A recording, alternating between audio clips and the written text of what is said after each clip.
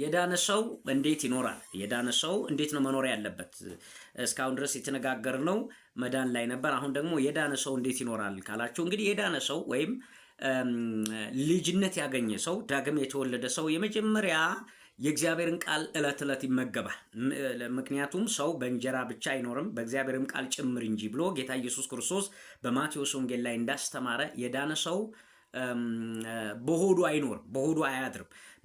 ብዙ ጊዜ አይታችሁ ከሆነ በዚህ ዘመን ያለው ትውልድ የሚታዘለው በዚህ በሆዱ ነው የሚታዘለው እና በጀርባ ታዝሎ ያደገ ሰው ብዙ ጊዜ በሆዱ አይወድቅም የሚሉ አንዳንድ ሰዎች አሉ እና በሆድ የታዘለ ሰው በሆዱ ይወድቃል።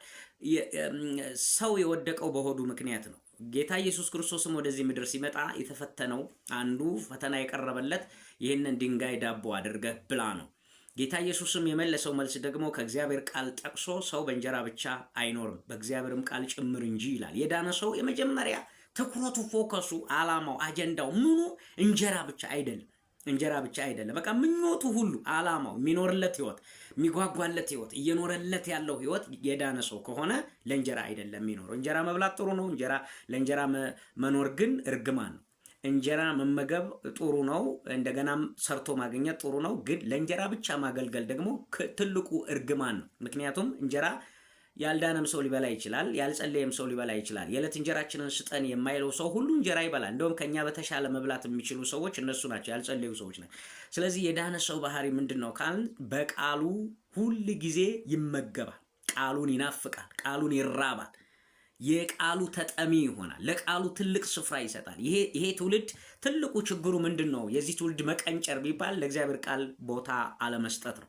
ለእግዚአብሔር ቃል ቦታ ለመስጠት ከስብከቶች ሁሉ እንኳን ለይቶ ፈልጎ የሚሰማቸው ስብከቶች ምን አይነት ናቸው ካል እዚህ ምድር ላይ የሚያጠነጥኑ እዚህ ምድር ላይ ብቻ ያሉ የሚሽከረከሩ እዚህ ምድር ላይ የተሽከረከሩ ያሉ ትምህርቶችን ነው የሚፈልገው እንጂ ሰማያዊ የሆነ ትምህርት፣ የጽድቅ ትምህርት፣ የቅድስና ትምህርት፣ ከእግዚአብሔር ጋር የመተባበር ትምህርት፣ እንደገናም ደግሞ ሰማያዊ ዜጋ የሚያደርግ ትምህርት፣ የሰማይ እንጀራ፣ የሰማይ ምግብ፣ የሰማይ መና፣ የሰማይ መጠጥ፣ የሰማይ ስታንዳርዱን የጠበቀ የሰማይ ምግብ መብላት አይፈልግም። ይሄ እንግዲህ ያለመዳን ውጤት ነው ብለን ባንልም ያለማደግ ነው። ሁልጊዜ ጦጦ የሚጠባ ልጅ እንዳላደገ ነው ወይም ጤነኛ እንዳልሆነ ነው የሚታየው። ጳውሎስ ሲናገር በመልእክቱ ላይ እስካሁን ድረስ የእግዚአብሔርን ቃል ልትናገሩ ሲገባችሁ ወተት ጋትኳችሁ። ጡጦ ማለትም ወተት፣ ለስላሳ ምግብ የማይጎረብጥ ጠንካራ ያልሆነ ምግብ ነው ይላል።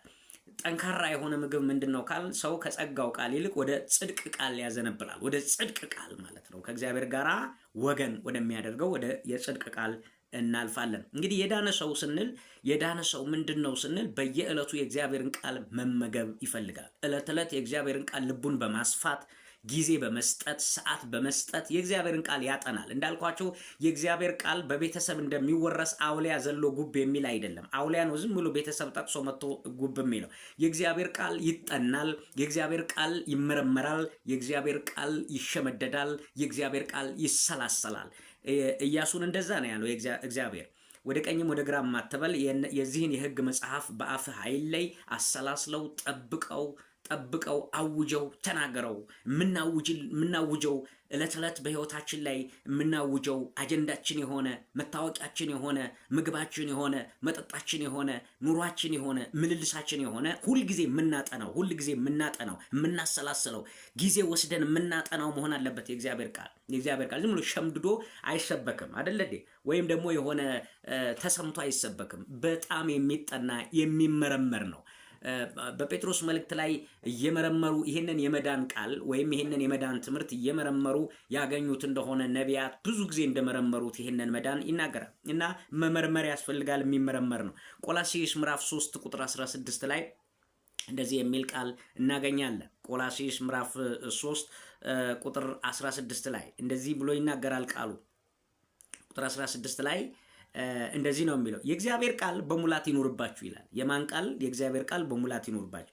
የወይን ጠጅ ይሙላባችሁ አይደለም፣ እንጀራ ይሙላባችሁ ብቻ አይደለም፣ ስጋ ይሙላባችሁ ብቻ አይደለም፣ በርገር ይሙላባችሁ ብቻ አይደለም።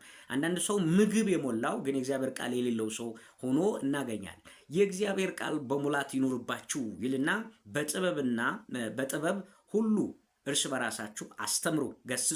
ሰው ሲኖረው አይደለም ያስተምረው፣ ከሌለው አያስተምርም አይደል? ሲኖረን ነው የምናስተምረው።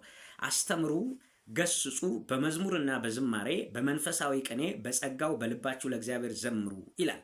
ምን ማለት ነው? ይሄ እንግዲህ የእግዚአብሔር ቃል በሙላት ሲኖርበት አንድ ሰው የሚዘምረው አያጣም፣ የሚገስጸው የግሳጼ ቃል አያጣም፣ መንፈሳዊ ቅኔም አያጣም፣ በጸጋውም የሆነ ለእግዚአብሔር ምስጋና የሚያቀርበውም አያጣም።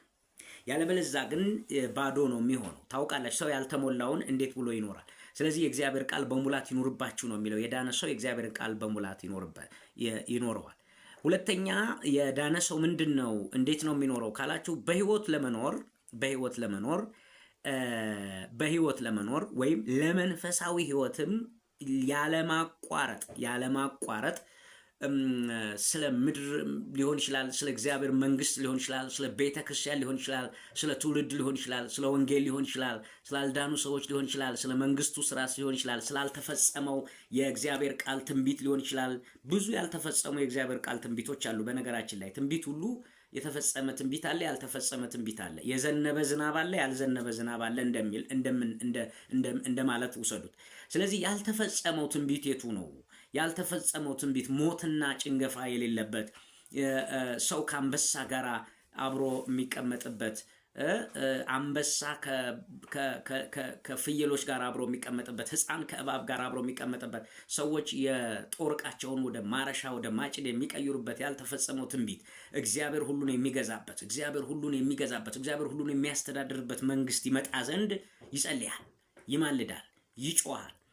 ጌታ ኢየሱስ ክርስቶስን መምጣት ይጠባበቃል። ይሄ እንግዲህ በጸሎት ነው። ጌታ ኢየሱስ ሆይ ቶሎና ብሎ ዮሐንስ እንደተናገረ ይጸልያል። ቤተክርስቲያን ይጸልያል፣ ምድር ይጸልያል፣ ሀገር ይጸልያል፣ ለትውልድ ይጸልያል። ለምን? የዳነ ሰው ባህሪው እንደዛ ስለሆነ ይራገማል አይደለም፣ ይጸልያል ነው። ላልዳኑ ሰዎች ይጸልያል። ትዝ ይላችሁ ከሆነ ጳውሎስ እንግዲህ እምቢ ካላችሁ ወደ አሕዛብ ዘወር እንላለን ብሎ ከሄደ በኋላ በሮሜ ምዕራፍ 9 ላይ ምን ብሎ ይናገራል? አልዋሽም፣ መንፈስ ቅዱስ ይመሰክርብኛል፣ በክርስቶስ እውነትን እናገራለሁ ይልና ስለ ዘመዶቼ ስለ አይሁድ ነው አለ። ምንድነው ምክንያቱ ብንል ስላልዳኑት ስለነዛ ሰዎች ሁልጊዜ አለቅሳለሁ አለ። አለመዳናቸው ከንክኖታል፣ አለመዳናቸው ውስጡን ወቅሶታል። አገልግሎት ሁሉ በቃ ደክሞ ዋጋ ከፍሎ እጅግ ብዙ ቤተክርስቲያን ተክሎም ቢሆን የአይሁድ አለመዳን ግን ሁልጊዜ የእግር እሳት ሆኖበታል ማለት ነው። ስለዚህ ለነዚህ ሰዎች መጸለይ ፈልጓል፣ መማለድ ፈልጓል። ዛሬም የምንረግማቸው ሰዎች እንዲድኑ ካልጸለይን በስተቀር እንትና ጋኔን አለበት፣ እንትና መጻ አለበት፣ ይሄ የወንጌል ባህሪ አይደለም። አንዳንድ አገልጋዮች አገር እየጠቀሱ ብሔር እየጠቀሱ የሚራገሙ ሰዎች እንዳሉ እናውቃለን። ግን ወንጌል ባህሪው እሱ አይደለም። የዳነ ሰው ይጸልያል፣ ላልዳኑት ይጸልያል፣ ወንጌል ላልገባላቸው ይጸልያል፣ ለሚራቡ ሰዎች ይጸልያል፣ ለሚጨነቁ ሰዎች ይጸልያል፣ በመከራ ውስጥ ላሉ ሁሉ ይጸልያል። ለምን? የወንጌል ባህሪ እንደዛ ስለሆነ። የዳነ ሰው ይሄ ነው።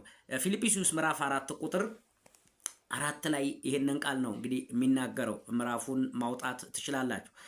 ምዕራፍ 4 ቁጥር 4 ላይ ይሄንን ሁልጊዜ በጌታ ደስ ይበላችሁ። አዎ ደስ ይበላችሁ። የዳነ ሰው ባህሪ ደስታ ስለሆነ ደግሜ ላለው ደስ ይበላችሁ ይልና ገርነታችሁ ለሰው ሁሉ ይታወቅ ይላል። ገር መሆናችሁ ወንጌል እንዴት እንደገባችሁ እንወቅ።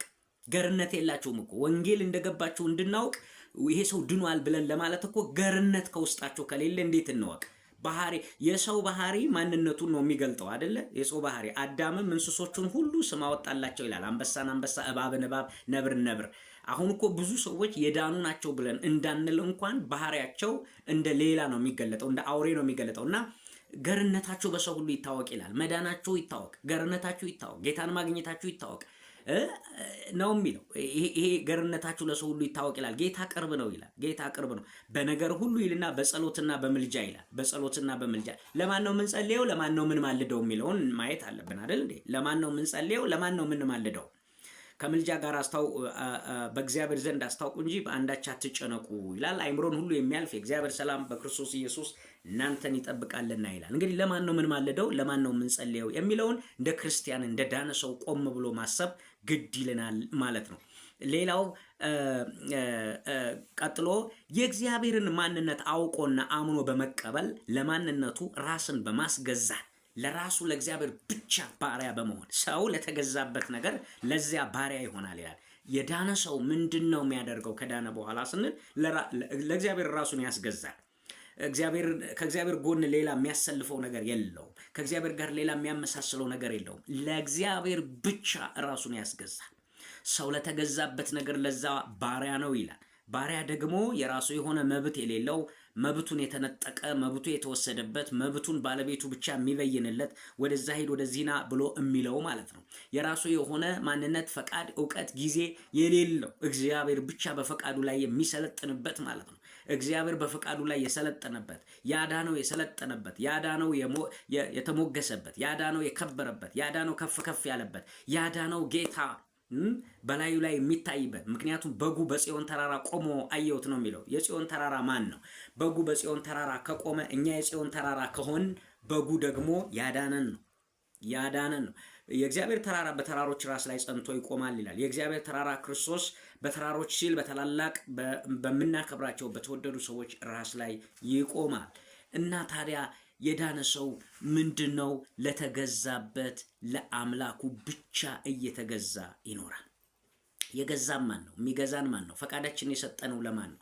በፈቃዳችን ላይ የሰለጠነው ማን ነው የሚለውን ማየት ግድ ይላል። የዳነ ሰው ለዛ ለተገዛበት ብቻ ነው ባሪያ የሚሆነው።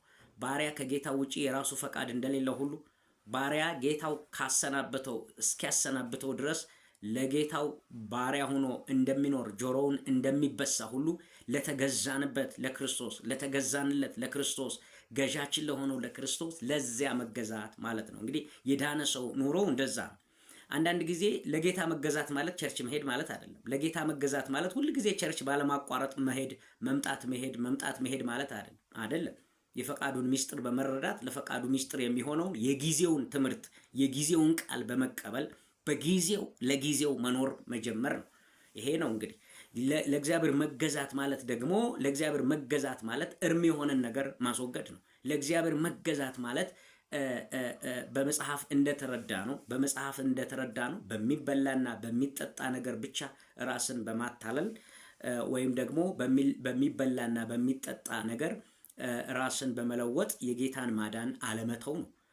ለእግዚአብሔር መገዛት ማለት የእግዚአብሔር ወገን መሆን ማለት ነው። ለእግዚአብሔር መገዛት ማለት ለፈቃዱ ተገዝቶ መኖር ማለት ነው። ለእግዚአብሔር መገዛት ማለት እንደ ፈቃዱ ምስጢር ሁሉን ለሚሰራው አምላክ ለእግዚአብሔር ተገዝቶ መኖር ማለት ነው። ለእግዚአብሔር መገዛት ማለት ከሰው ይልቅ እግዚአብሔር ለማገልገል እሺ ማለት ነው። ለእግዚአብሔር መገዛት ማለት የእግዚአብሔርን ፈቃድ ለመፈጸም መትጋት ነው። ትፈጽመው ዘንድ ትጋ ተብሎ እንደተጻፈ ትፈጽመው ዘንድ ትጋ ተብሎ እንደተጻፈ ቸል አትበል ተብሎ እንደተጻፈ ይህንን አስወግድ ተብሎ እንደተጻፈ። ምክንያቱም ለእግዚአብሔር መገዛት ማለት ከስጋና ከደም ጋር ሳይማከሩ ለሚኖሩለት ለክርስቶስ ሕይወት ኖሮ ማለፍ ማለት ነው። ብዙዎቻችን ድነናል፣ ግን የምንኖርለት ሌላ ሕይወት አለን። ድነናል፣ የምንኖርለት ሌላ ትምህርት አለን። ሌላ እውቀት ገብቶብናል። በፍልስፍና ትምህርት እየተነዳን ነው። በዚህ ዓለም ትምህርት እየተነዳን ነው። መዳን የኛ ባለጠግነት የሚመስለን ሰዎች አለን። መዳን የኛ ክብር የሚመስለን ሰዎች አለን። መዳን የኛ እዚህ ምድር ላይ መኮፈስ ምናምን የሚመስለን ሰዎች አለን። አይደለም። መዳን ለክርስቶስ ጸጋ መኖር ነው። መዳን ለክርስቶስ ኢየሱስ እውነት፣ ለክርስቶስ ኢየሱስ ትምህርት መኖር ነው። መዳን ለተገዛንለት ለዛ ነገር ባሪያ ሆኖ ማጠናቀቅ መደምደምና መፈጸም ነው። በዚህ ትምህርት እንግዲህ ቀጣዩን ደግሞ አካፍላችኋለሁ። ጌታ ጸጋና ሰላም ያብዛላችሁ።